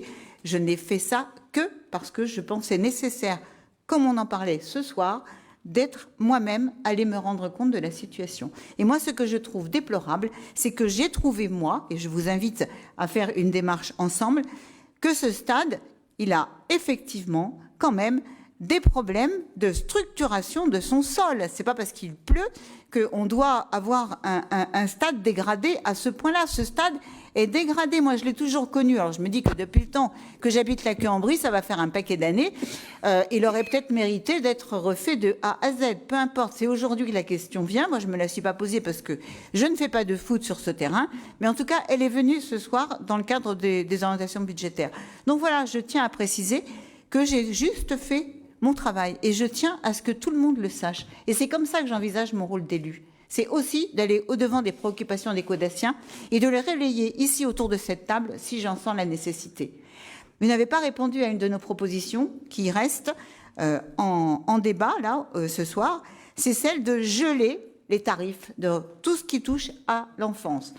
La restauration scolaire, le périscolaire. Voilà. Nous souhaitons que ces tarifs restent bloqués pour toute l'année 2024 et peut-être même plus, parce que les gens, ils viennent de recevoir aujourd'hui le fait que leur facture d'électricité, elle a pris encore un peu plus d'augmentation. C'est-à-dire jusqu'à quand, jusqu'à quel point on ne va pas protéger les Caudassiens. On peut le faire, le budget permet de protéger les Caudassiens d'une augmentation des tarifs qui sont pour eux indispensables à la vie de leurs enfants. Voilà, merci. Alors, Madame Aubry, premièrement, je n'ai pas critiqué votre travail d'élu. Je vous ai simplement dit, vous êtes allé voir le stade, ce que vous avez parfaitement le droit, pour un travail d'élu, pour voir comment ça se passait. Simplement, vous y êtes allé après des grandes pluies et vous constatez que sur le stade, il y a des problèmes. C'est ça que je suis en train de vous dire. C'est normal. Malheureusement, c'est normal qu'il y ait, à partir du moment où la pelouse a été piétinée, je ne vais pas le répéter 40 fois, et je pense qu'elle l'est. Pourquoi est-ce qu'on fait, on fait faire un entraînement à des enfants sur un stade qui est pas praticable? Il n'est pas praticable, mais pas praticable parce que par la structure même du stade, il n'est pas praticable parce que la pluie l'a rendu impraticable. Voilà, et c'est ça le problème. Bon, alors vous dites que vous avez connu, moi aussi j'ai connu le stade Léo-Lagrange de nombreuses années sans aucun problème, mais il n'y avait pas cette température au mois de février, il n'y avait pas non plus cette température au mois de janvier, il n'y avait pas ces pluies diluviennes en décembre, en janvier et en février. Voilà, c'est tout. Le climat a changé. On n'a plus 4 saisons, on a quasiment l'équivalent de 2 saisons. Il va falloir qu'on s'adapte. C'est tout. C'est une question d'adaptation. Bon, sur un certain nombre de points, j'avais autre chose à vous dire, mais je suis reparti sur l'écart. Ah oui, sur le qu'on ne fait, enfin pour les enfants. Moi, je trouve que ce que vous dites par rapport à vous, moi je le ressens par rapport à moi. Parce qu'en fait, là, vous êtes en train de nous dire qu'on ne fait rien pour les enfants. Mais je fais la même chose. Non, mais je me mets dans ce que vous venez de me dire. Moi, ce que j'ai compris, c'est qu'on ne faisait rien pour les enfants. Et vous dites, en plus, qu'il est important que nous bloquions le coût. Je vous rappelle quand même, bon, ça fait très longtemps que je ne suis pas revenu en arrière, mais enfin, il y a quand même des choses qui vraiment vous l'avez là. Quand on sait que pendant des années, j'étais là-bas, à la place de M. Bouafa, quand on pense que pendant des années, pendant 6 ans, je vous ai demandé de modifier la tranche B, qui était, je ne sais pas, il devait y avoir 2 € d'écart entre la tranche B et la tranche A. Pendant tout ce temps-là, vous n'avez pas bronché. Je vous rappelle que lorsque nous sommes arrivés, nous avons tout de suite modifié cette tranche B. Ensuite, il y a une chose que vous n'avez peut-être pas remarquée, mais qui est importante quand même, c'est que vous n'avez jamais tenu compte de l'évolution éventuelle des salaires des gens. Et vous avez laissé les tranches telles qu'elles étaient. Ce qui avait ça pourrissait le A et le B. Peut-être pas le B, mais c'est-à-dire que nous, on a élargi les tranches. Donc, par conséquent, pour qu'il y ait plus de gens qui rentrent dans les tranches, puisque ça a fait baisser tout le monde. Il y a des gens qui étaient en C qui sont passés en B, parce qu'effectivement, on avait élargi les tranches. Pendant 13 ans que vous étiez là, jamais vous n'avez touché à ces tranches-là. C'est-à-dire la tranche entre 0 et temps. Voilà. Vous comprenez ce que je veux dire? C'est pas la tranche, c'est la tranche de départ. Ça, vous ne l'avez jamais fait.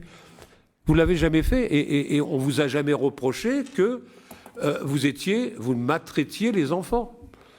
On ne se serait pas permis de faire ça. On vous disait simplement, c'est pas normal qu'il y ait une tranche B qui soit à presque 2 € ou 2,20 €, je ne sais plus, peut-être même plus, de différence entre la zone A et la zone B.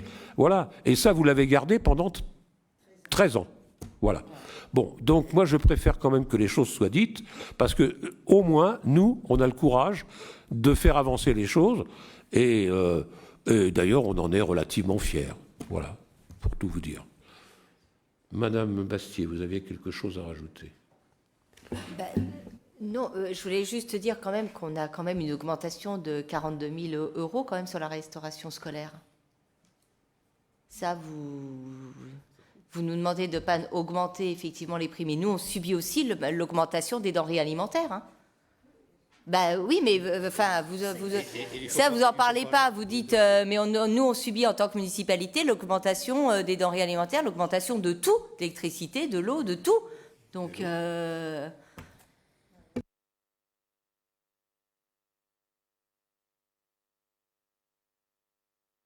On peut faire un budget juste en aveugle. Un petit mot sur... Tout à fait, monsieur le maire. Monsieur Chrétien. Oui, on discute de sommes quand même 20 000 €, 30 000, 10 000 €. Attendez. On discute de sommes 10 000 €, 20 000 €. Je ne vais pas parler de la cantine là, pour l'instant. Alors que... Quand on vous entend, on a l'impression que les finances locales, c'est la catastrophe. Alors que les finances locales de la Cuambrie sont saines, il y a une bonne gestion. Attendez. Il y a un taux d'endettement par habitant qui est un des plus faibles du Val-de-Marne, quand on regarde, parce qu'il y a des villes comme Créteil et d'autres qui sont effectivement... On a une possibilité de remboursement sans problème. On a une baisse, baisser la dette alors qu'elle est déjà pas élevée. On s'est permis de baisser la dette par habitant encore en 2023, mais dans le même temps, les Caudassiens, comme les autres au niveau national, ils ont pris sur les valeurs locatives en 2023 7,1%. Bon, on y ajoute à ça les 2% d'augmentation de la ville. Mais en 2020, alors ce qui nous amène à avoir un autofinancement effectivement très important de 2 500 000, mais en 2024, les valeurs locatives vont encore augmenter de 3,9%. Ce qui fait qu'en 2 ans, on se prend 11% d'augmentation en 2 ans. Donc ça a quand même dégagé au niveau de... Ça nous a permis de dégager au niveau des finances locales, ça nous permet d'être quand même, par rapport à peut-être aux années passées, beaucoup plus tranquille. Donc, quand on parle de 10 000 € ou 20 000 € sur des sommes aussi importantes de fonctionnement supplémentaire que nous avons par rapport à 2022, là, je ne comprends pas. Je ne comprends pas qu'on dise que c'est catastrophique, qu'on ne peut pas mettre 10 000 €, on ne peut pas mettre 20 000 €. Non, tout montre qu'il est possible même de geler, effectivement, pour 2024, les tarifs payés par les Caudassiens. Écoutez, Monsieur Chrétien, je dois vous avouer que franchement, au début de votre discours, j'ai presque failli vous applaudir. C'est la vérité. Et je vous remercie effectivement des éloges que vous nous avez donnés, de dire que le budget est parfait, que c'est bien géré, etc.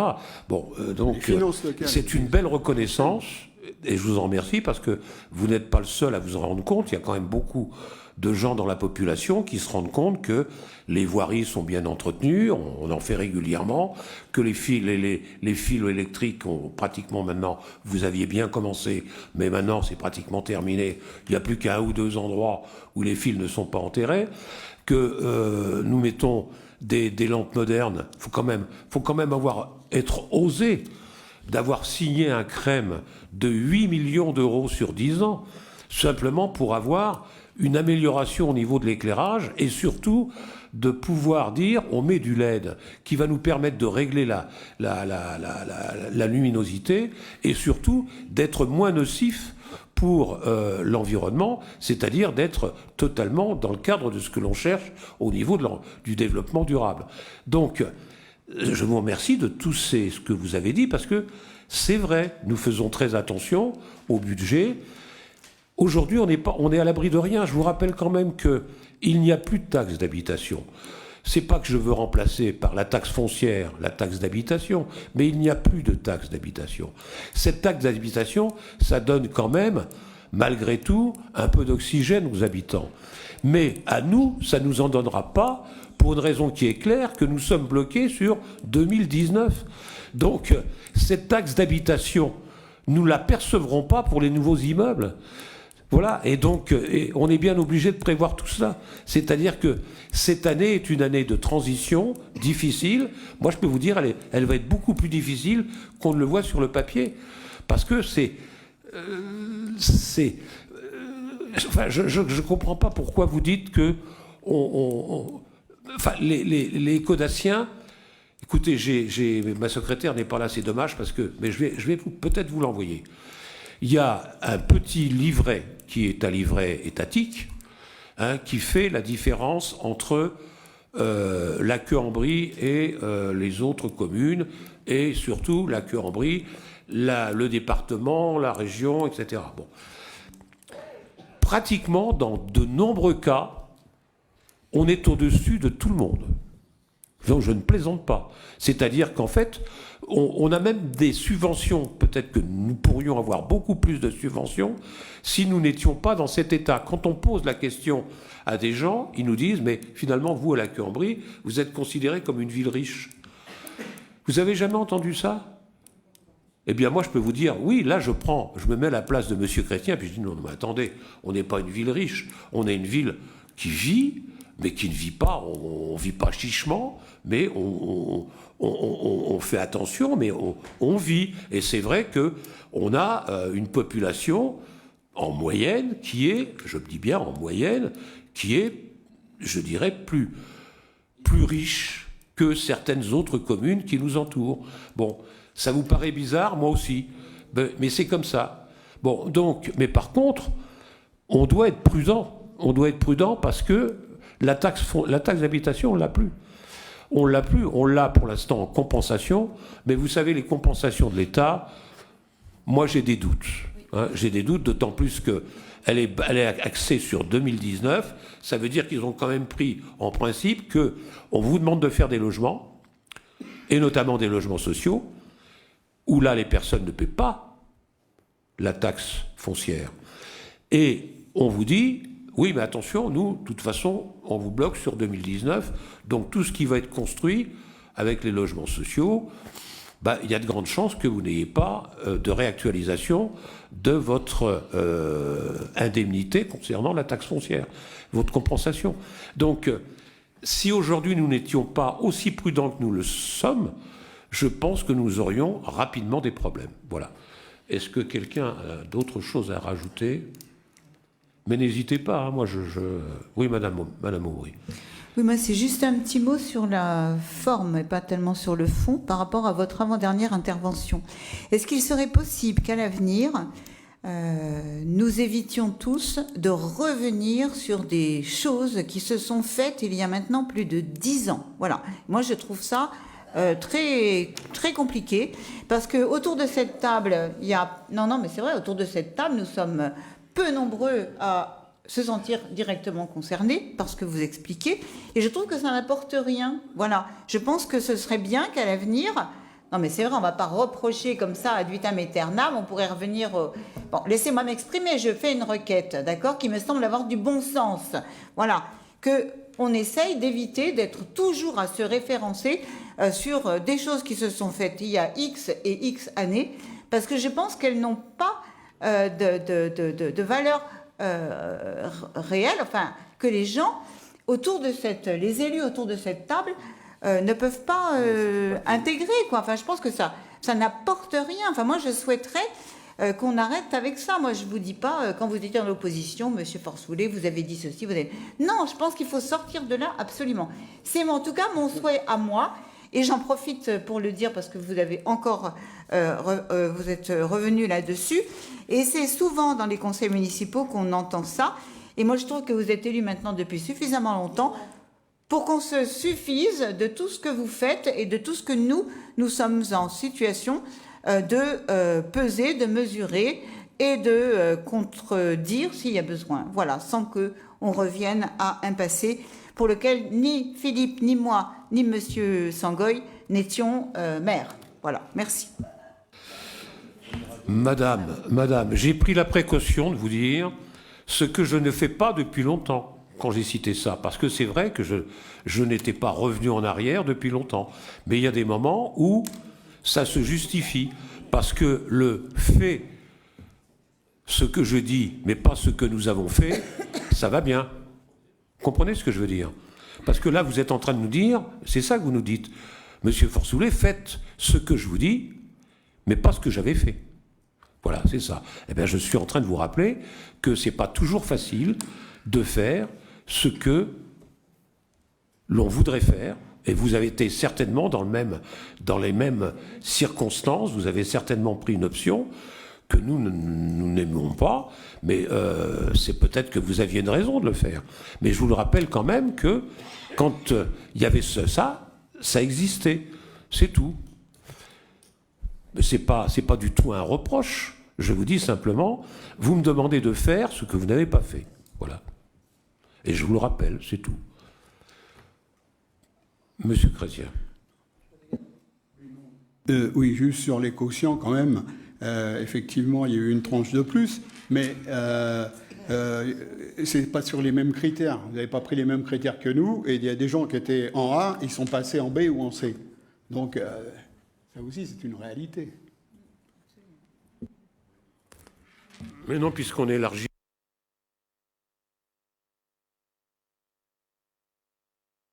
J'ai l'impression que quand on ne veut pas comprendre, on ne comprend pas. Bon, c'est pas grave. Pardon? Vous aviez quelque chose à dire, Monsieur Sangoy? Non? Non? Ah bon. Y a-t-il d'autres remarques? Vous m'interpellez, donc ça va être très court, je vous rassure. Mais Monsieur Sangoy, j'ai cru que vous étiez en train de parler. Excusez-moi. Ah ben, je suis désolé de vous avoir induit en erreur. Non, effectivement, je me souviens bien que les critères ont été élargis. Maintenant, donc, depuis donc les nouvelles formules de calcul du quotient familial, effectivement, on intègre les minima sociaux qui avant n'y étaient pas. Donc, effectivement, il y a eu un élargissement. Prestations familiales. Oui, les prestations familiales, des choses comme ça. Effectivement, ce qui, à mon sens, n'était pas du tout. C'est bien la raison pour laquelle on a fait comme ça, pour tenir compte des choses. Voilà. C'est-à-dire que nous, on a tenu compte de la situation. Voilà. On conteste ça. Pour nous, c'était pas une façon, équitable de calculer. Mais bon, on a un désaccord là-dessus. C'est pas voilà. Très bien. Est-ce qu'on peut passer la parole pour le sujet suivant? Alors, d'avant, on va quand même demander, est-ce que tout le monde est d'accord, parce que là, je pense que tout le monde va l'être, qu'il y a bien eu un débat. Ah bon, c'est incontestable, on est d'accord. Bon, donc, il y a eu débat, et donc, on va passer à la phase suivante, qui est beaucoup moins drôle, puisque là, nous sommes carrément au CIFUREP. Pas drôle du tout, d'ailleurs. Reprise de la compétence cimetière et révision statutaire du CIFUREP et adhésion de la commune d'Auvers-sur-Oise. Bon, depuis 1905, le syndicat intercommunal funéraire en région parisienne, CIFUREP, a pour mission d'organiser, de gérer et de contrôler le service public funéraire sur le territoire d'Île-de-France pour le compte des collectivités qui y sont adhérentes. Lors de son comité syndical du... Stop. On a Alors, oublié. pour l'Europe, on me rappelle qu'il faut prendre acte que le débat a eu lieu, mais il faut également voter pour ce qui était dans l'Europe.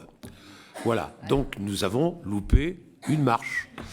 Et donc on va récupérer cette marche. Je suis désolé de t'avoir coupé dans ton élan. Tu étais bien parti, mais voilà. Bon, donc tout le monde a pris contact. Enfin bon, pour le débat, c'est fait.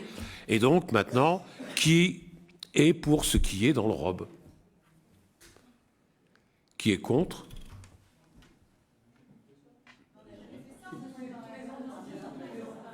Pardon? C'est les textes. Écoutez, je suis désolé, moi, j'applique le texte. Là, c'est approuve, article 2, approuve le rapport d'orientation budgétaire. J'ai oublié l'article 2. C'est ma faute, là. Là, vous avez raison de m'enguirlander, parce que là, je n'ai pas fait l'article 2. Pardon, je peux prendre la... Vous me donnez la parole? Pardon? Me donnez-vous la parole? Oui, mais... Je vous remercie. Je ne me souviens pas de ce qu'on a fait les années précédentes, mais on est quand même un petit peu embêté, parce qu'en fait, on ne peut pas approuver, je pense que tout le monde le comprend, le contenu, enfin les orientations budgétaires, on ne les approuve pas, donc on vote contre. Par contre, on aurait souhaité donner acte que le débat avait bien eu lieu. Et parce que ça a l'air d'être ensemble. Mais non, c'est l'article 1. Il y a l'article 1. Parce que c'est une délib. Une délib et deux votes, d'accord. Ok. Bon, c'était juste pour vous dire qu'on était, on donnait acte du fait que le débat a eu lieu. On ne conteste absolument pas ça. Voilà.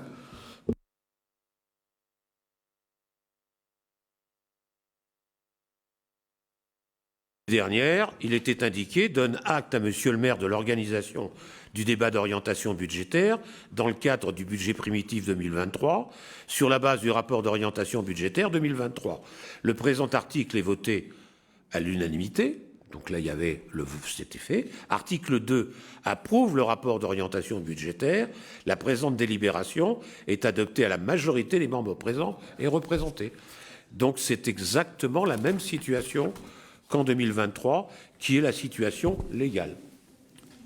Voilà, excuse-nous. Hein. Surtout moi, parce que j'ai complètement oublié l'article 2. Oui, c'est simple. Donc depuis, lors de notre conseil syndical, du 5 décembre 2023, le CIFUREP a délibéré à l'unanimité sur la restitution de la compétence cimetière à la ville de Villetaneuse, seule bénéficiaire de ce transfert de compétences, et la révision statutaire visant à supprimer ladite compétence.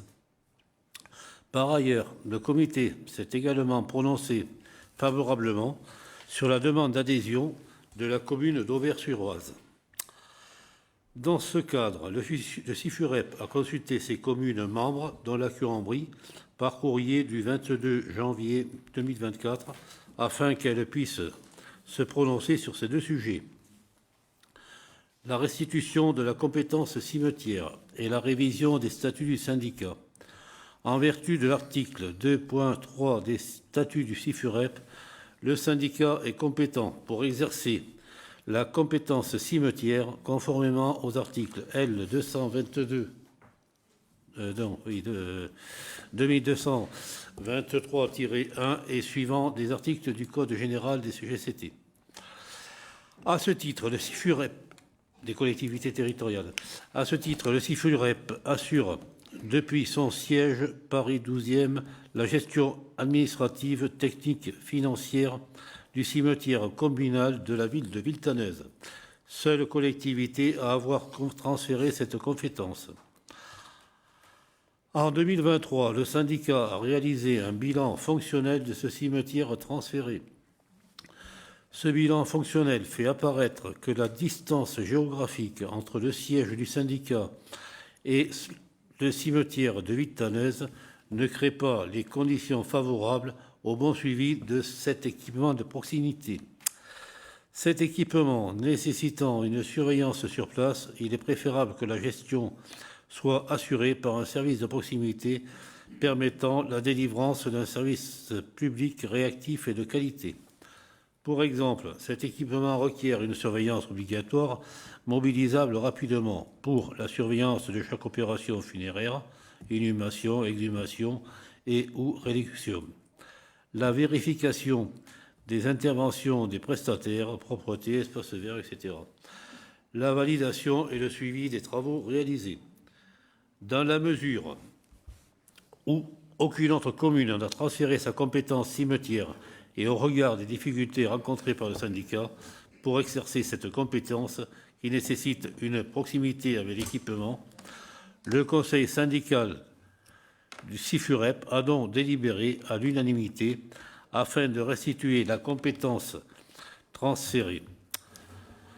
Ainsi, conformément aux distributions du Code général des collectivités territoriales, la restitution de cette compétence doit être décidée par des délibérations concordantes du comité syndical du CIFUREP et des conseils municipaux des communes qui en sont membres.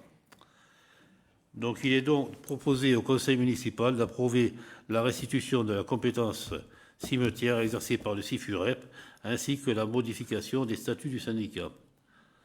En deux, nous avons l'adhésion de la commune d'Auvers-sur-Oise. La commune d'Auvers-sur-Oise, département du Val d'Oise, 6 792 habitants au 1er janvier 2020, a demandé son adhésion au CIFUREP au titre des compétences services extérieurs des pompes funèbres et crématorium et sites funéraires, par délibération en date du 23 septembre 2023. Lors de sa séance du 5 décembre 2023, le comité syndical du CIFUREP a approuvé à l'unanimité cette adhésion. Il convient désormais aux communes adhérentes de se prononcer sur le principe de cette adhésion conformément aux dispositions aux articles L. 5211-17 à L. 5211-20 et L. 5711-1 du CGCT. Ainsi, il est proposé au conseil municipal d'approuver l'adhésion de la commune d'Auvers-sur-Oise au CIFUREP. C'est le sens des deux projets de délibération soumis à votre examen et à votre approbation.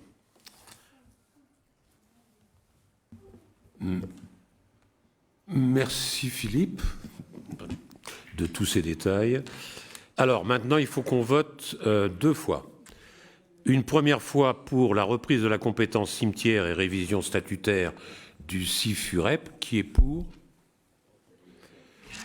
Et une deuxième fois pour l'adhésion au CIFUREP de la commune d'Auvers-sur-Oise aux compétences services extérieurs des pompes funèbres et crématorium et sites cinéraires. Qui est pour? Oui. Très bien, ben, unanimité. On termine par une unanimité, c'est bien. Hein, voilà. Parfait. Donc, merci pour ce débat. Je vous souhaite une excellente soirée. Un bon appétit pour ceux qui n'ont pas eu le temps de dîner. Et je vous précise que le prochain conseil municipal pour lequel nous débattrons sur le budget aura lieu le jeudi 28 mars.